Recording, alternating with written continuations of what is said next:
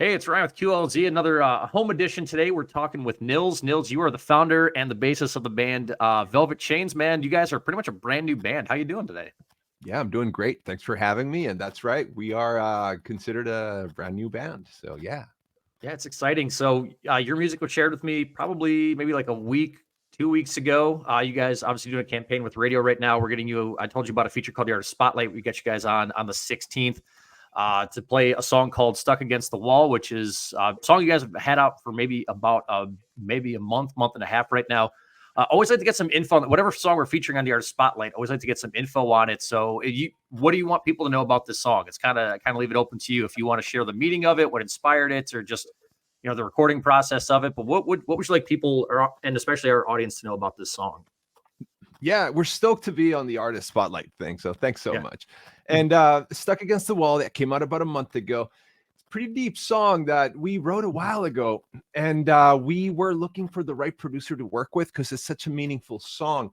It's actually written by the original drummer that was in our band. Eventually she moved on, but we kept the song, and it has deep emotional meaning about her some from her childhood and so on. And while we reworked some of those lyrics a little bit to make it more representative of the current band, what we wanted to do, like I said, is keep that song for the right producer. A lot of producers we worked with were saying, hey, can we do that one? And we're like, well, we'll see. Let's see. I don't know. We'll start with some other one. But eventually we came across Eric Ron, and Eric Ron is a huge name in the industry right now. And obviously for his incredible talent and with everything he did, we're like, let's do this one together. And the guy just took it to the next level. He helped us really get the message across, the feelings of the song, the emotion inside, everything just came out so well put together. And yeah, we're stoked. We've had a lot of people that say they love the song, and it's being picked up by quite a few radios and Yeah. media and so on. And so we're super stoked, man. I don't know if that answers your question, but yeah, it's No, definitely one of those songs that we wanted to say for the right person to come along in the right time. no. I mean, that's awesome. I know having the right producer. I know a few of the bands I've gotten to know, like they're kind of specific to somebody that they're like working with. So, I guess is it? Do you feel like the song came out better than what you guys wanted since you found the right producer, since you found that right match? Yeah, so initially our songs they look a lot like demos that we put together, and we work with a guy out of LA called Drew Lawrence. He's an amazing, talented songwriter, composer, and he helps us piece together a lot of the lyrics that we have and melodies, and we create these demos, and then we grab these demos, and then we look for the right producer to help us take it to the next level while maintaining who we are and being faithful to the what we want to sound like, but at the same time work with somebody that has a proven track record that can get to that hard rock heavy, in this case very much a ballad. And yeah, it definitely made a huge difference. And I think, look, granted, it's a great song, and most producers that we work with would have killed it anyway, but Eric, I feel, took it to the next level. So yeah, the production side of things and working with the right guy definitely made a difference for us. That's awesome. I know you said you're from Chile, which is really cool. We got a little bio on you guys as well. You've got members in Chile, where you're from, Brazil, Argentina, and the U.S. Now, are you guys all based in the U.S. together right now, or are you guys still all across the globe? No, yeah, we're 100% a Vegas band. 100% Okay. Vegas band. Okay. I'm originally from Chile. I've been here for more than half my life. Oh, Then okay. I've got Awesome. my singers also from Chile. I met the guy on I found him on Instagram, which is the weirdest thing. We didn't know each other by any means. He lives here in Vegas too, though. Okay. Our lead guitar players from Argentina, our rhythm guitar players from Brazil, and our drummers from Chicago. So yeah, we're a big mix of different cultures in there. That's awesome. Chicago, about 3 hours. So we're Springfield, Illinois. St. Louis, about an hour and 20 minutes from us. Chicago's like 3 hours north. Do you find yourselves like your influences on this band? Again, not every band I talk to has members from 4 different countries in it. So I think it's a really cool thing. Like if Fire from the Gods, their AJ's spent time in I think like 3 different countries growing up. So maybe how are your guys' backgrounds of your different of nationalities and that how does that kind of influence your guys' music? Yeah, man, that's a really good question. So we all have a little bit of different backgrounds, but not that different. I'll give you an example. I Okay. think 3 of us, our favorite band, probably growing up, Guns N' Roses, right? We're all Okay. heavily influenced by the Yeah. late 80s and 90s and early 2000s. But then you got guys like our drummer who's always been into Motley Crue. Then you got our rhythm guitarist who's the youngest one in the band, and his favorite band is Kiss. So we got a whole mix of different things. So granted, we all kind of grew up in somewhat of the same era, and our influences are I'd say if you average all those out, we're totally 90s and early 2000s influence. But everybody having a different background, we speak three different languages in the band, just adds to the mix. And I love when there's different backgrounds, and everybody could be from the same country. It doesn't matter. You could be from Cali, somebody could be from New York, whatever. It's different, right? So even different countries, different states, whatever it is, when you got different people that have lived different experiences and like somewhat different types of music and speak different languages, you just end up with a really cool mix of ideas and interactions and opportunities at the end of the day. So yeah, it's definitely reflected in the music that we make. And you mentioned three of you guys love Guns N' Roses. You guys got the chance to work with Richard Fortus a couple years ago. So what was that experience like? Yeah, that was wild. That was one of those big moments. It's kind of like, did that just really happen? Did we just get a feature from a dude from GNR?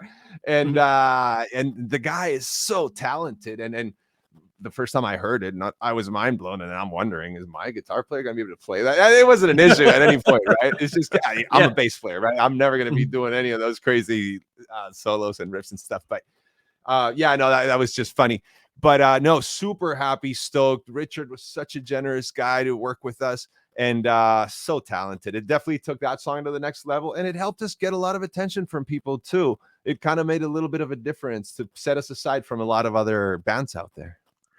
And you mentioned, obviously Guns N' Roses big influence, Motley Crue's big influence, Kiss as well. Those are all bands that, have always put out albums. That's a big thing, always full length albums. So what do you guys want to do? I know 2023, it's weird. This year is pretty much already wrapping up. I mean, I moved early part of this year and been here in Illinois now for about 9 months. But what do you guys want to do? You guys have about 3 or 4 singles you've released in the last probably about 4 or 5 months. So what do you guys want to do with these songs? You guys want to do an EP? Is a full length record kind of the goal for you guys? What do you guys want to do with this collection of songs? Yeah, so we're trying something a little bit different now, right? The last time around we did our EP Morbid Dreams. We did 3 singles, and then we added 3 more when we did the EP release. But this time I think we're just gonna do singles, and it's more fun. It's more fun. Okay. We get to share stuff often and post it often and so on. But we did 3 singles, like you said, this year. And now we got about 4, 5, 6 different songs that we're wrapping up, and that's going to be 2024. So we got enough music coming out until mid 2024. Yeah. Awesome. So I know you said it's fun, but is it kind of nice to be able to give? And I've asked multiple bands this question. Is it nice to be able to give the attention to all the songs that, put as much detail as you want into one song? Like, it's like, hey, if we want to do a music video for every song, like obviously Stuck Against the Wall has its own music video, and it's something that we'll link in. We do the art spotlights, and I think it's, like you said, the song's pretty emotional. I think people need to watch the video as well so they can get more of a feel of the song as well. But it's kind of nice to be able to give the attention that every song deserves doing the singles route. Dude, that's such a great question, and nobody's asked me that before, but I think about that a lot, actually. I'm so happy you asked that, because for me, everybody's got their own way to do things, right? Some bands go into the studio and they knock out a record in like 1 or 2 days, and some bands it takes them 1 or 2 years, right? For me, it's like I like to go in and I want to work 3, 4 days on one song if we're starting from scratch, right? If we have that demo or however else, we've done it differently every now and then, but I want to go in, go heavy, spend a lot of time and do the one song. And then I want to chill for a couple of weeks, not just, watch TV. I mean, go play, rehearse, learn, listen, experience, and so on. And then I'm recharged, even if it's like 3, 4 days, maybe a week. But that's just me personal. Anybody else in the band may have a different way to do it. But I like to wrap one song up, get it done, and then take a little bit of time off to regroup. Because it's a lot of work. Mentally, it's a lot of work. Yeah, and it's kind of nice. You can kind of enjoy what you put out there. Again, every band is different. It's like I always ask people this question, like, hey, you're doing a full length record. What's the reason? Why it's the right, reason for you to do this? So it's cool hearing everybody's reasons on everything. And some people are like, I still got to make the full length record. I still have to do it. Some are like, nope, I need the one song, and we need to go that route. So, do you guys have any shows coming up? Kind of what's touring look like for you guys? Do you have anything coming up this year or early next year you're able to chat about, or no?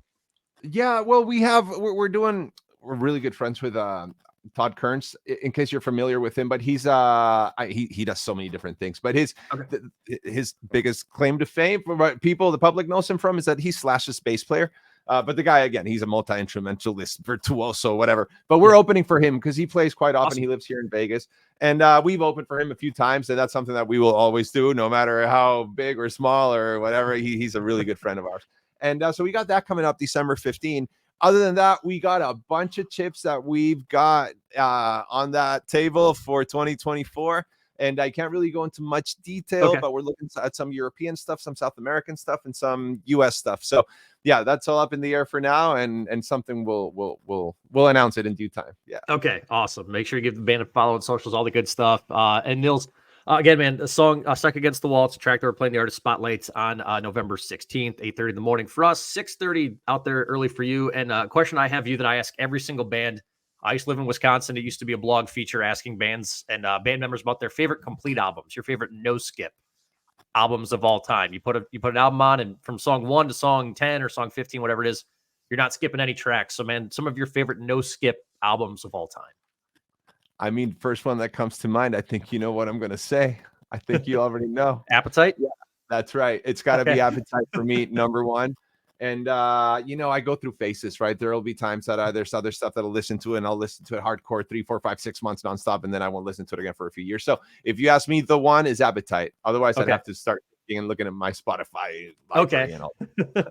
And checking everything out. So cool. Nils, where can everybody follow you guys? Socials, website, if people want to buy merch from you guys, whatever else, where can everybody follow the band and stay up to date on everything you guys are doing and announcements that you have? Yeah, man. Thank you. We're super active on Instagram. We'll follow you back. We're posting there all day long. We've got a TikTok account too. Instagram is at Velvet Chains Band. All the other ones are at Velvet Chain. So we're on TikTok. We're on Facebook. YouTube, we do quite a bit of shorts. We have a lot of music videos in there. Check us out. But yeah, Instagram is like the main one that we use, and that's probably the best way. Awesome. Very cool. So Nils, again, man, Stuck Against the Wall. It's the new single from you guys. Music video out for it as well. Artist spotlight on November 16th. So, dude, it's nice meeting you, man. And hopefully we'll see you very soon, and appreciate your time. Ryan, thanks so much. And a huge thanks to all your listeners too. Huge support from you, from them. Love you, man. Thank you. Appreciate this.